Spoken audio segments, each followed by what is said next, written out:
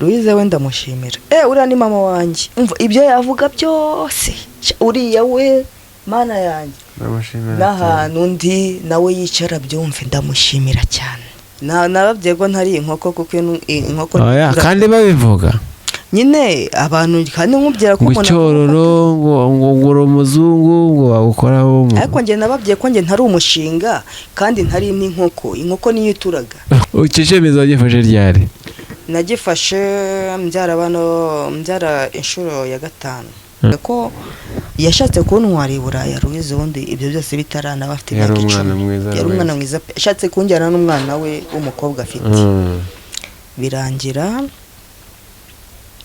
ngewe iwacu bavuze ngo arashaka kujya kunyinisha porono ishaka kugukinisha porono niki iwacu babifashe hari ukuntu umuntu ashaka kugufasha ariko iwanyu ntibabyakira akavuga uriya ni umuzungu yageze Buraya barashaka kugukinisha porono yibonera amafaranga nyene twa Micheline Barnett kabavuka bamvuka hano aho bita mu Kinyambo benshi bibaza ko uri umuzungu nako nabonye bagenda bakwita aya ngewe ndi umumetisi niko numva ariko numva ngo ndi imvange sinzi mba ndi imvange y'igitoki cyangwa y'ibirayi ntabwo ngiye kwitandukanya ariko uri imvange yikize ngo y'umunyarwanda n'umufaransa witwa Michel Barnier yego Michel Barnier ari bigana twakoze bavuga ko ngiye banyise Barnett ariko nitwa Micheline Barnier papa wanjye uwo nkomokaho akaba yitwa Michel Barnier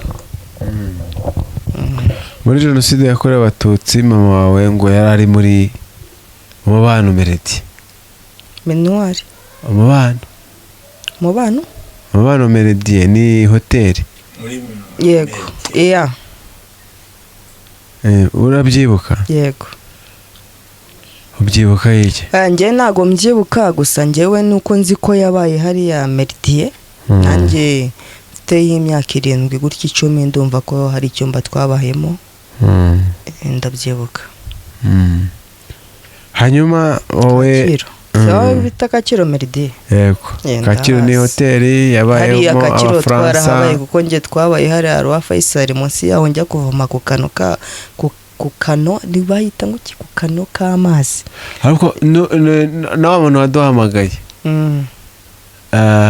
Frodowari yego hari n'undi wigeze kuduhamagara tubwira ko mwavomanye amazi mwajyagamo kujya kuvomana amazi ati uriya muntu ndamwibuka uzi ko mbyibutse koko yego yitwa Kazungu afite umugabo w'umuzungu yitwa Kazungu yego mwaje kuvugana yego ni inshuti yanjye twarakuranye uriya ni nka mama wanjye gaturaziranye mwaje kuvugana muramenyana avuga ngo uriya muntu yaje kundeba hano nabaga nikimara gukora ikiganiro yaje kundeba ngura n'agasukari nta kibazo utwaye duherukanye ntwite asanga narabyaye impanga aravuga nta kibazo nsi 15,000 njye kugura ubugari ndavuga nta kibazo ugaburira n'abana barya hanyuma rero bangahe 6 njye ntabwo nyambeshya buriya ikiganiro mba narakozemo bwa mbere burya kubeshya ntabwo ari byiza njye mfite abana 6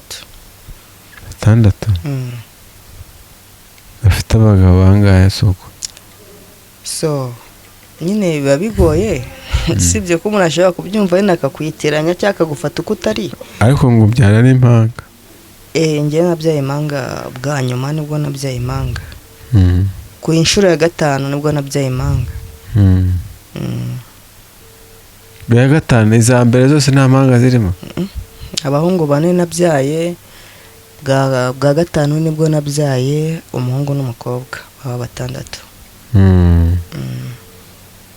ubundi mu kijyanye no kwifata wifata gute kwirinda indwara zandurira mu mibonano mpuzabitsina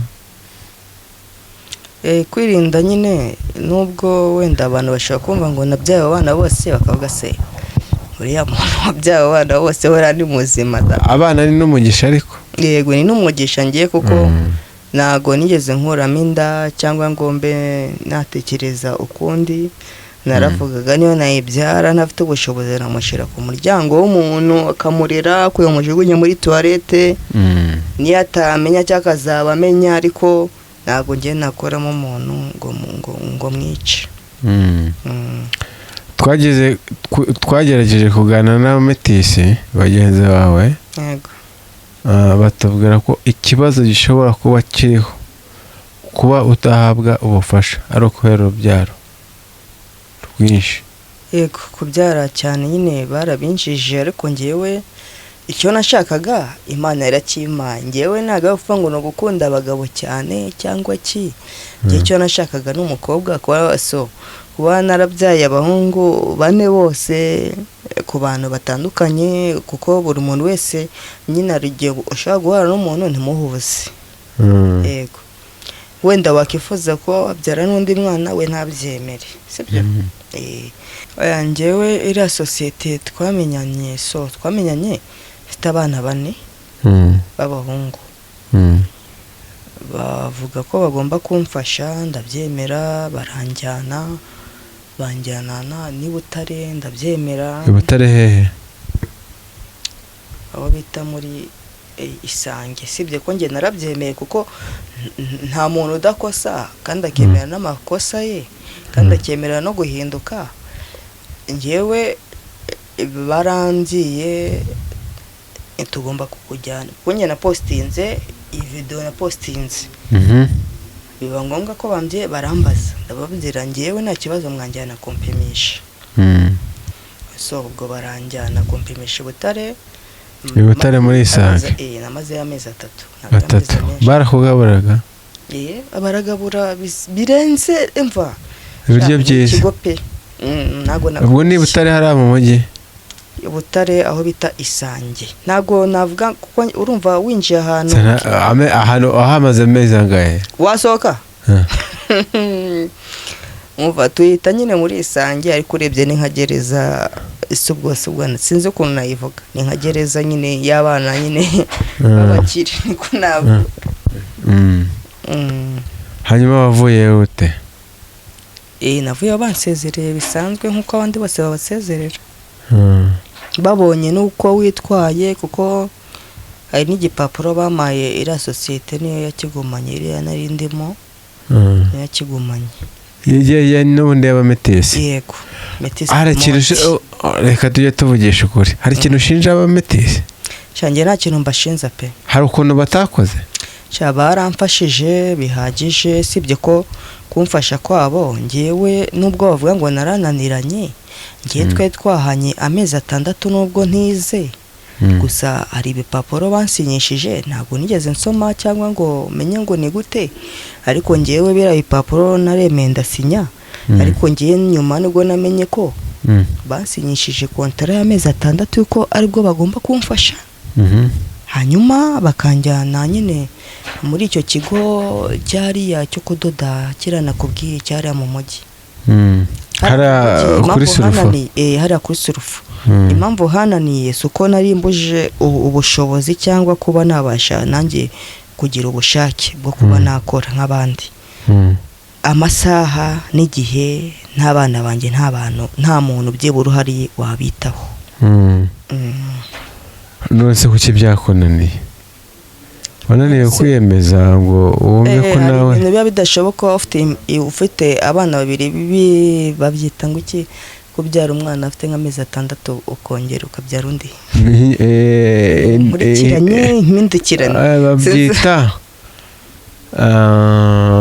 ngo iyo ubyaye umwe ukamubyara undi ataracuka, ataragera amezi nibura 12 18, aba ari ikibazo. ni inkurikirane. wari ufite inkurikirane cyane kuko ngewe nicyo bakwangiye? oya, banyangiye kuko ngewe narabakatije. ndababwira ngewe ibintu muri kunjyanamo ndabona ngewe ibitekerezo byanjye mfite bitahura n'ibyanyu. ndababwira ngewe ko nshaka ko mwumfasha ahantu mwanjyanye, kuba mwanjyana mu nzu mukashiramo umuceri, umufuka w'amakara, mukishyura iyo nzu amezi 2, ndumva njye byo nta kibazo bintwaye sibyo ariko reba njyewe ndi umusilamu ntabwo njye ndi umukristo navukiye muri isilamu sibyo aba babikubwiye bari abakristo yego kuba n'irayidi yaba simenye ko irayidi yabaye sibyo kandi bazi ko ndi umuyisilamu nubwo ndi umuzungu n'ahandi bo bakujyanaga ikabuga yego hari ikabuga irayidi yarabaye mpamagara Jado ndamubwira se Jado irayidi yabaye irayidi yabaye habe nta n'inusu y'inyama mwanguriye njyewe Micheline muzi ko mvuka mu basilamu koko nta umuceri kwa mufite ndamufite ariko nta n'inusu y'inyama kumva se ngo ubunyobwa n'indagara reba nkanjye muzungu ubi Kigali igihe kinini cyane kumara nk'amezi 5 utarya nk'inusu y'inyama bari ikibazo ni ikibazo ntago rwose njye ariko inyama murazitozwa mu gisiramu bundi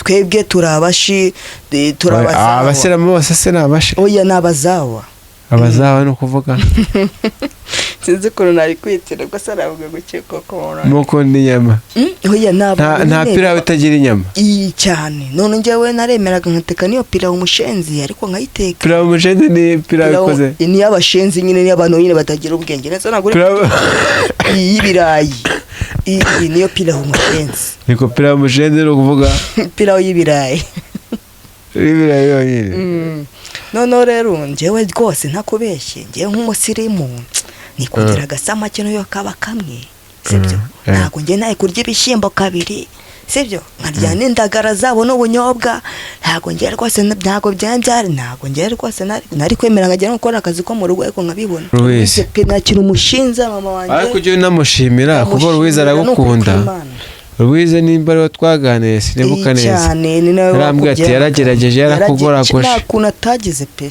Louise ntiyakugoragoje sibyo ko abantu b'Iburaya niko bateye banga stress kuko umuntu wo mu Rwanda utekereza ko iki cyatumye Louise akuburoka kandi yarakundaga abametisi yatubwiye ko yazaga mu Rwanda akaza kureba akana keza k'akametisi babanaga sinjye gusa yaje kureba wenda afite abandi yari yaje kureba kuko hari umuryango ariko nawe yaragutekerezaga ariko ko yaranekereje nubwo iwacu batigeze bamubera mwiza bakavuga ko yashatse kuntwara i Buraya Louise ubundi ibyo byose bitarana bafite yari umwana mwiza yashatse kunjyana n'umwana we w'umukobwa afite birangira ngewe iwacu bavuze ngo arashaka kujya kunyenisha porono ibyo bya porono so urumva nayo ntaranabyara ntanabizi niko iwacu bavuze wa mukecuru wa wundi waje gufataho bakajya baguha amafaranga se nibura njye sibyo ndabizi ko nahinda umwana nanjye nza kugira ubwenge kuko igihe tujya muri Corine kuganira no mu mama arabizi nawe azabyumva azava ko njyewe mfite mayindi Louise wari ubizi neza ko ashaka kujya kugukinisha porono niko iwacu babifashe hari ukuntu umuntu ashaka kugufasha ariko iwanyu ntibabyakira bakavuga uriya ni umuzungu yageze i Buraya barashaka kugukinisha porono yibonera amafaranga hari igihe umuntu akwicira ubuzima ko byashoboka ko nari mfite imyaka 10 se nderwa n'ababyeyi aho numva ngo navukiye ubwo kuko ibyo nari kubitekereza ibintu bya umuntu iyi ntabwo ibyo byose nari mbese bashaka kugufatirana hoya ahubwo iwacu bo bashatse kumva ko Louise washaka kumfatirana uriya mukecuru yari yabibonye hehe ko ari amagambo uriya ko ari umwarabu kuko uvuka ku muntu ukomeye cyane mu Bufaransa ariko nta gaciro ufite ubu mu Rwanda none se ko banyitanye nicyo ntari cyo nigomba kubyakira nyine kuko nta n'akantu ngira nta mafaranga kandi uvuga ku buntu iki mba kubyakira kuko nta naho najya kurega nta nuko nabikora ariko wariyakiriye cyane rwose icyiza nashimiye Nyagasani uzanamvugire yego icyiza nuko ndi muzima uri muzima kabisa waritwaretse muri uko nawe nabyaye benshi ariko Imana yarandenze Nyagasani azakugira ubuntu komeza ariko wirinde ni ukuri kw'Imana sibyo nta icyo nashakaga ni umwana w'umukobwa Imana yaramumaye kuva narabyaye ngo 5 nkabyara nako gakobwa nta kindi numva nifuza sibyo ubuzima bw'uzabana bwiza wenda niko navuga. Hari abagabo rero wifuza ngo kuryamana nawe ngo wakubyare icyororo, uzagumya byare nk'ingurube. Njye byaranarangiye kuko ubwo mugabo nk'itungo nababwiye ko ntari inkoko kuko inkoko kandi babivuga nyine abantu kandi nkubwira ko umuntu icyororo ngo ngura umuzungu ngo wagukoraho. Ariko njye nababwiye ko njye ntari umushinga kandi ntari n'inkoko, inkoko niyo ituraga. Icyemezo gifashe ryari? Nagifashe mbyara inshuro ya 5. Kandi nta nduru nta stress abanderera bose nuko hari induru ntera. Wifuza ko urubyaro rwawe ruha ikihe cyerekezo? Urumva mama wawe yakoze mico wanjye, cyifuzo nakifuza ko bakuriramo cyangwa barererwamo.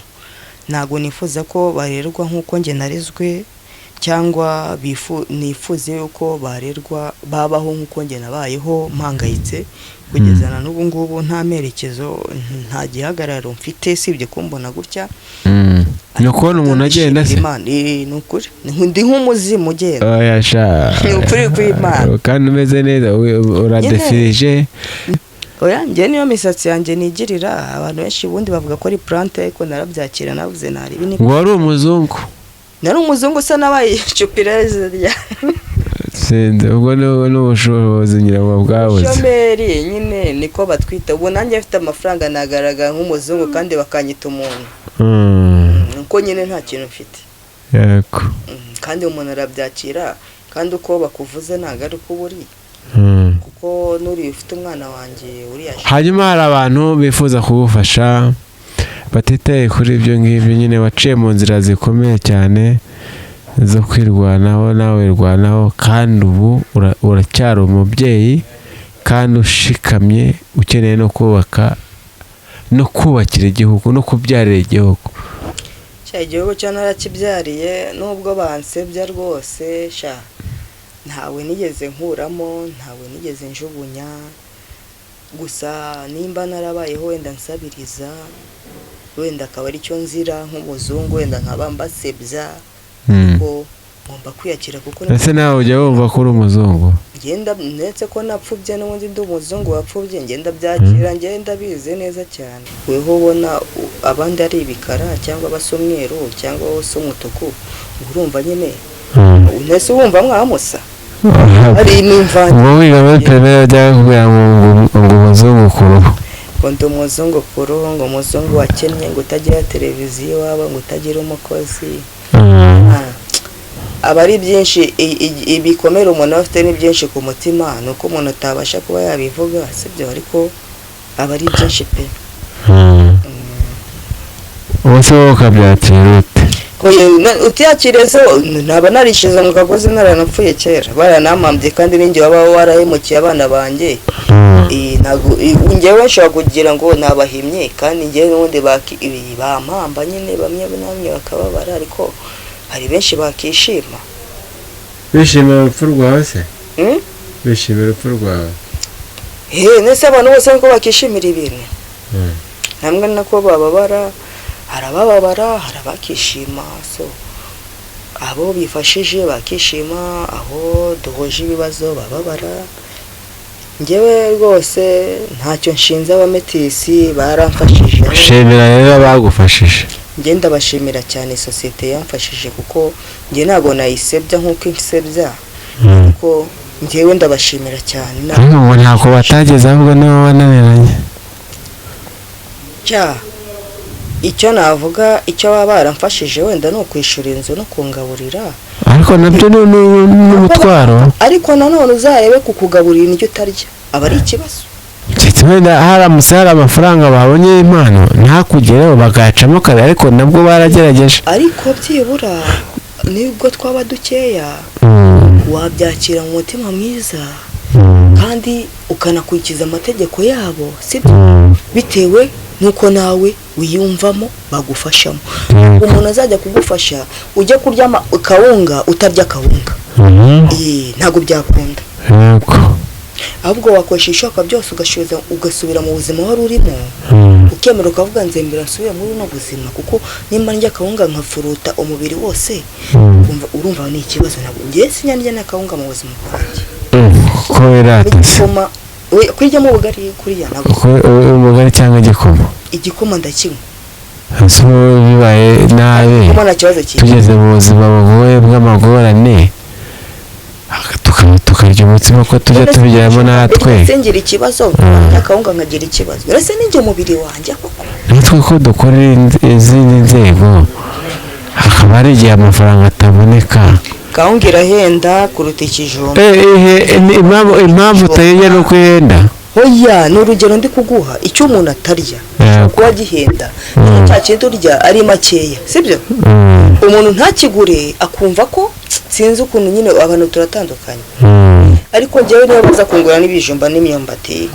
nakoze n'umunyarwanda n'ibishyimbo rwose nkirira kuma rwose ibintu ntamenyereye ngo ubunyobwa ngo indagara ziriya z'imyunyu nimba ari imyunyu isijya mbirya rwose icyo kintu cyananiye nicyo kintu cyantumye mva hariya none hano banjyanye muri ya sosiyete yabo yo kwigisha hariya imyenda hari utubogisi twaje nanjye natuguze utubogisi twaje tugaragaza ariko ibiryo birimo utubogisi twaje ku musozo ubona ari abagufashije n'abakigufasha uyu munsi hari icyo babasaba ngewe abamfashije bwa mbere sosiyete ndimo ndabasaba imbabazi nimba naranahemutse kuko nta muntu udahemuka twese turi abantu bamfashe kuko njye simbavuga bamfashe rwose nta nubwo ndi muri sosiyete yabo kuko bankuyemo kuko n'umwana wanjye bafite ariko Louise wamushimira pe Louise we ndamushimira uriya ni mama wanjye ibyo yavuga byose uriya we mana yanjye n'ahantu undi nawe yicara byumve ndamushimira cyane cyane binarenze kuko yambereyeho mama atarari kuruta n'abariya bose bamfashije abandi bo bariya icyo nababwira bazagabanye rubanga nicyo njya numva nicyo njya numva mu gikongomani kuko narababyariye nanjye ndakizi igikongomani bazagabanye rubanga kuko nanjye nshatse kuvuga navuga byinshi sibyo berekeranyeho kuko twese turi abantu kandi tuba tuziranye ahubwo bagabanywa amagambo nanjye kuba narabashimiye kuba baramfashije ndetse kuko ntigeze makana ko bamfashije baramfashije pe ndanabashimira cyane kuba banafite umwana wanjye Gatete bafite umwana wanjye yitwa Gatete Ametisi Ergoration sinzi ukuntu babyita Ergoration iriya Ametisi yaje niyo ifite umwana wanjye ariyo bankuye muri iriya Ametisi de Monde ariko babasha kuba bafata umwana wanjye Gatete umuntu ufite yitwa Muhima Jado akoya hano ku Muhima akorera ndahazi akubwira amakuru y'abana bawe twara oya ikintu kinambabaza cyane ngereka nkubwire ikintu kinambabaza cyane uzi umuntu kuba afite umwana wawe ukamwaka n'ifoto akayikwima kandi amuriraho ntabwo nzi uko angana umuheruka ryari mperukana nawe banyereka ifoto bagiye kumukura amenyo byarugo hashize imyaka 3 yewe ubwo se urumva njyewe nabagirira ibyishimo oya nawe umeze nk'inzoka ntago ndi inzoka reka nkubyize ukuri ntago njye nigeze mujugunya kuko naramuhamagaraga isaha n'isaha buri amanywa n'ijoro nandika message umuntu ukamuhamagara nomero igacamo sibyo Gatete se we nta kwamburanye oya ashaka kubivuga kuko ari umupeti afite imyaka 7 nibwo akiyuzuza nabaza ngo mama ni nibwo akiyuzuza imyaka 7 sibyo bamutwaye afite imyaka 3 maze imyaka 4 mutabona oya nagiyeyo niyo mpamvu muvuze 3 nagiyeyo ndanahaza haba Rwamagana Waswahilini hariya umusigiti mushyashya wubatse urumva ko mazi hariya arazwi ntabwo umuntu babana bazi ko ari papa we kuko basa kuko we nawe ari umumetisi bazi ko ari papa we ntabwo banze oya nta nubwo ibyo bintu byigeze biba rwose.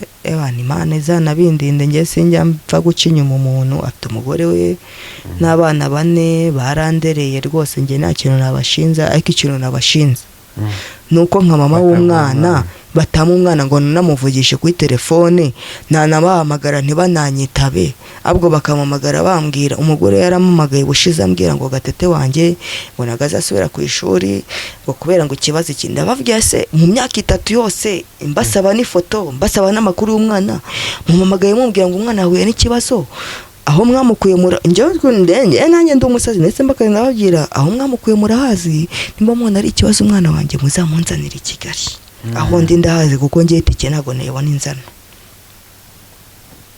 Nese narakosheje naratukanye. Ese umuntu azafata umwana w'imyaka 3 wenda tubara umwaka umwe, uramuhamagaye kuva iminsi 30 irashize akuvugishije ku mezi 3, nabwo ngo hari ikibazo, gusa ari we watekereza ngo iki?